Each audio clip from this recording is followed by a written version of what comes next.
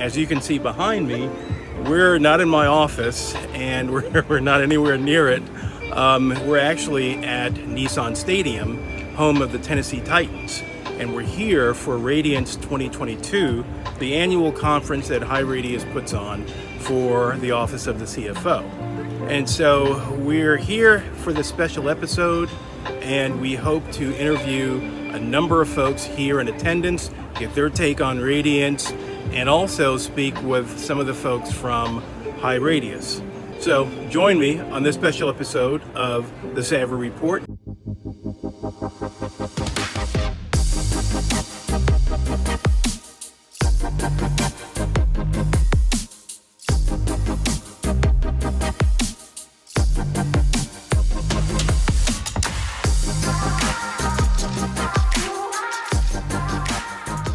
Hello everyone, this is Ernie Martin, founder and CEO of Receivable Savvy, and welcome to this special episode of the Savvy Report.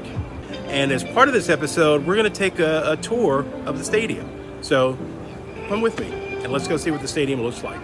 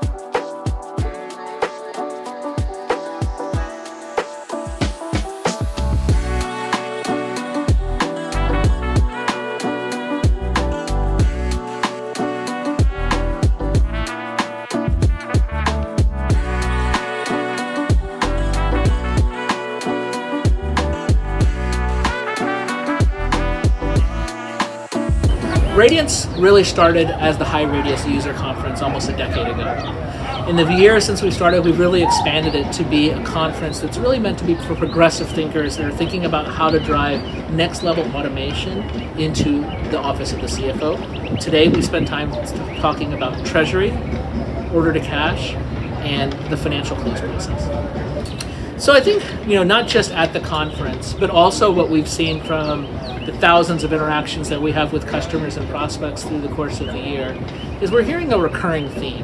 And that theme is we're building this corpus of data through all the work we're doing, whether it be how we process receivables or how we think about cash positions and forecasts. And no one seems to understand how to take best advantage of it. There's this metaphor that people say that data is the new oil, and that people that can master data will be the ones that will be top performers in their industry. Well, everyone has an inkling as to what that means.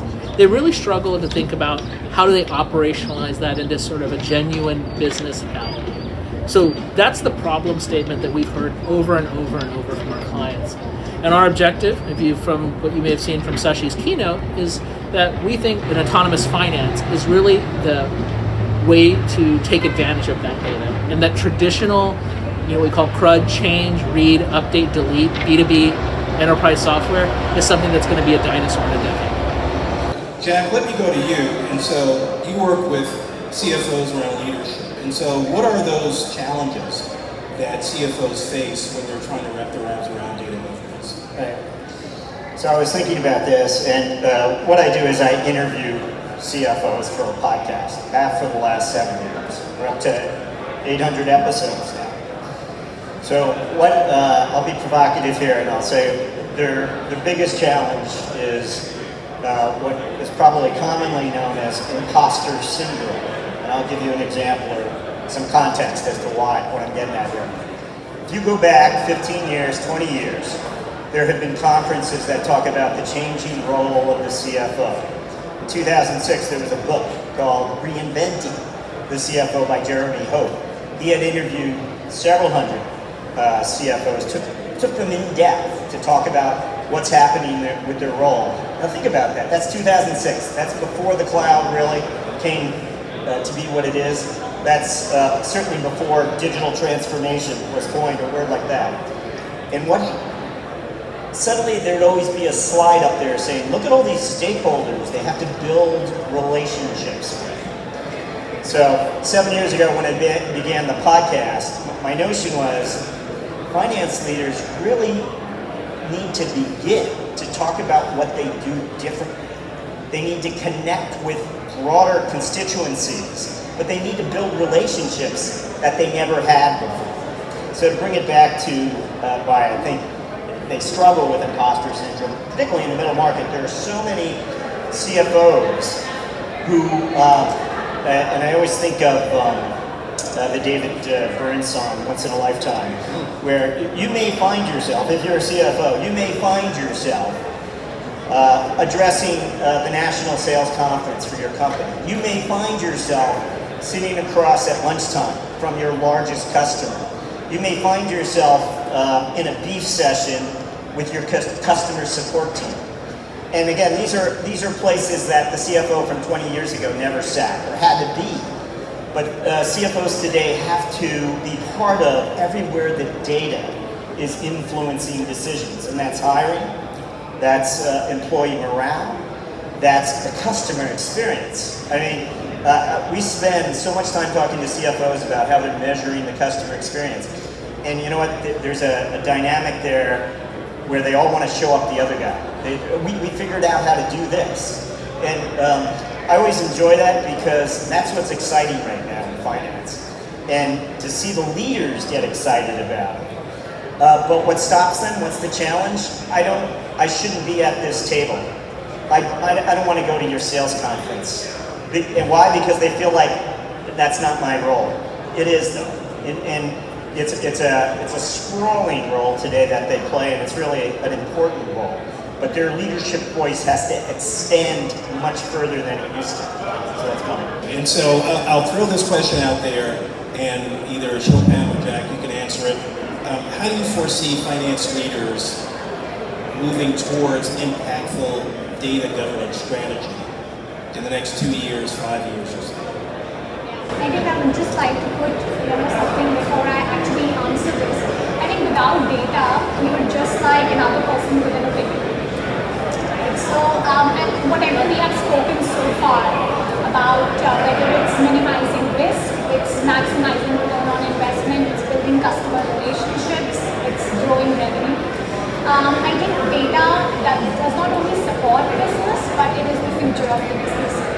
And I think the first thing that can be done is by unlocking the hidden value of data, by getting the stakeholders buy-in. And that's only possible if we try and project a business case that what can go wrong if the data is not connected. What is the dollar value lost, right? If we don't feed a high quality data by doing any transformation exercise.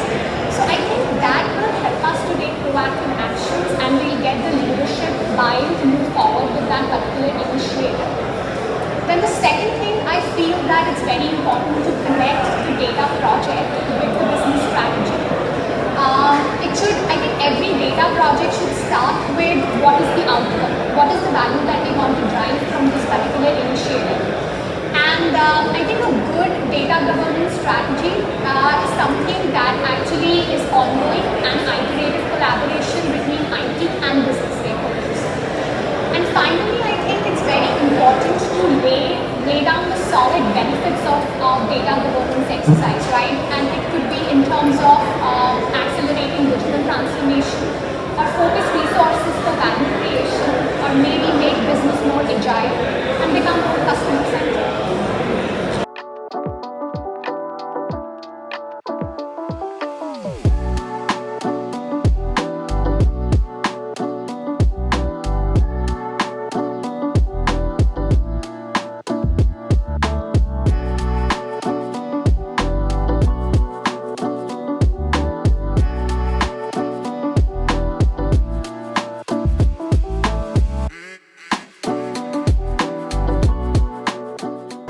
The number one thing for me is speed.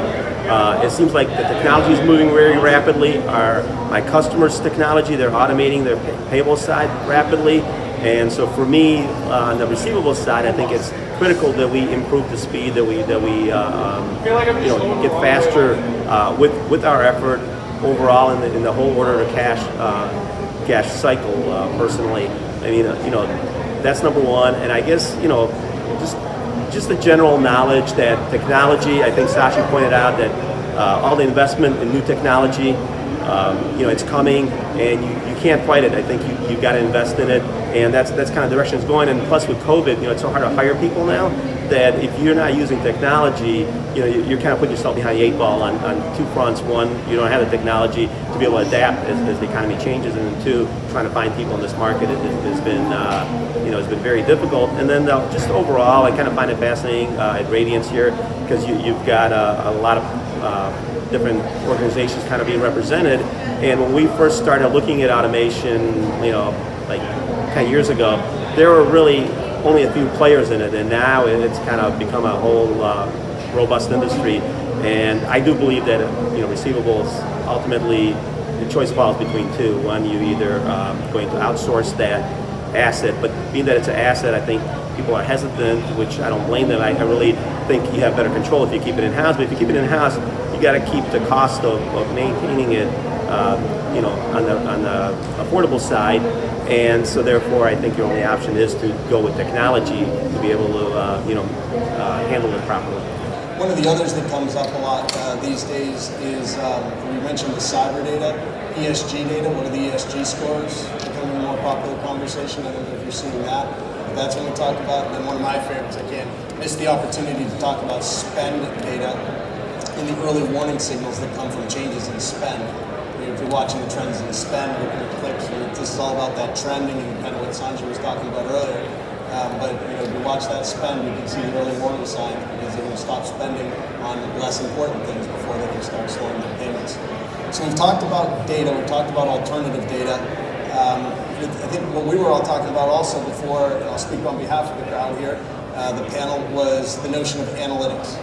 And one of the things we try to do as every one of our companies is to take that raw data that we've got and bring that to you in the form of something that's less raw, whether it be a score or a flag or an alert, something like that that's actionable.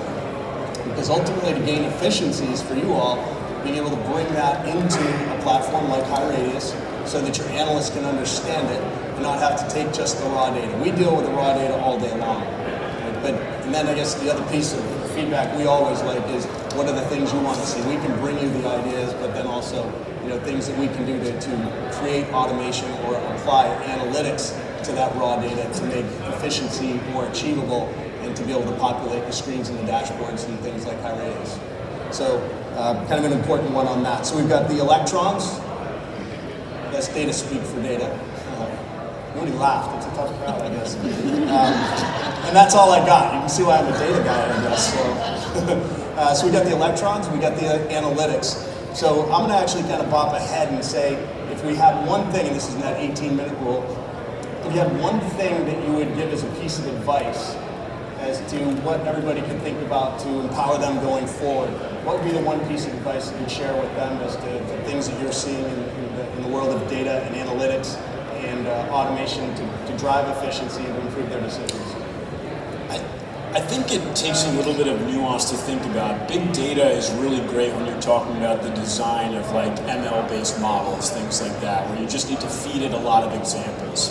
But one of the things that I struggle with a lot in some of the client conversations that I have is the idea of scorecarding as a way of trying to get a mosaic approach for what risk is there. And the problem that I see with it is that a lot of times the way scorecards are combined is you take all of these various different scores or data inputs and you essentially just combine them into an individual analytic to say the rating is X. And the problem is, in most of these cases, we all spend a lot of time and money optimizing whatever you're taking in. And it's specifically figuring out what those weightings are to give you the best predictivity of bankruptcy risk or default risk. And so when you combine, for instance, something like, in our case, the Frisk score and the Altman Z score, you guys are all probably available, that's now double counting financials, right? So you've actually taken something that's very predictive and made it less predictive by overweighting a particular factor. So when you start thinking about big data and some of the pitfalls of big data, you really need to understand correlations of data because you're oftentimes over-sampling a specific type of thing. And that's a real big pitfall because it really hurts your ability to predict whether or not you can collect, whether or not you should be underwriting at that level, or what terms you should be setting. All right, so to put things in perspective, right? So we have Fortune 1000 clients. There are software solutions available to kind of deal with them. There are complex AR problems that we solve today. Where does Radius One AR fit into the scheme of things? And that's what I'm going to talk about next. Can you go to the next slide? This is what we have built for mid-sized businesses. So that we start here, but when you're growing, you scale the solution with HighRadius. Unlike most other AR solutions, you have to kind of abandon if you're starting here and you start to grow, you become an enterprise company, you just keep growing and the solution helps you to scale. So we had solutions there, this is what we just built. So what is the bet that HighRadius is making? We are investing heavily on building domain-specific autonomous software, and we're calling it autonomous finance. That's the category we are slowly shifting to, where the autonomous finance is the data-driven finance applications. Of course, we have made a lot of progress in autonomous receivables for order to cash. We have over 700 customers. We launched autonomous treasury 2.5 years back. We have about 50 clients, and autonomous accounting is one of my new favorites, which we launched last year. So what are the building blocks of an autonomous finance application? The core foundation is the domain-specific big data. If you think about the inspiration from B2C, the layer after that is the intelligence layer. How do you work on the data through a massive set of data with a set of algorithms and then deliver a unique experience to users, which I think it's a long way to go.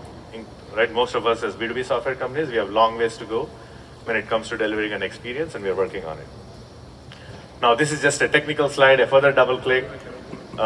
Today we have about 4.7 trillion worth of data to operate on.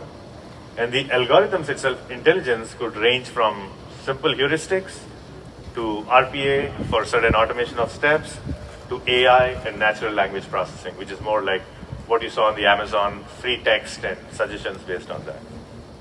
And then the experience layer will always have the traditional enterprise web UI. Think of it as the web-based UI most of you probably use at HighRadius as well. It needs to be mobile UI as well. You heard of the Frida digital assistant, voice and touch interaction. And we are working on another IP which we launched in our treasury applications called connected workspaces. What we learned was a lot of users switch from the enterprise applications to Excel. They'll export the data, think of it as the SAP FBL5 in transaction and do a lot of work, what if analysis, modeling, and go back. So with the connected workspaces is a punch out from the application, so you never have to go to Excel. It's been a great experiment for us in Treasury, and now we're going to bring that into the other solution areas.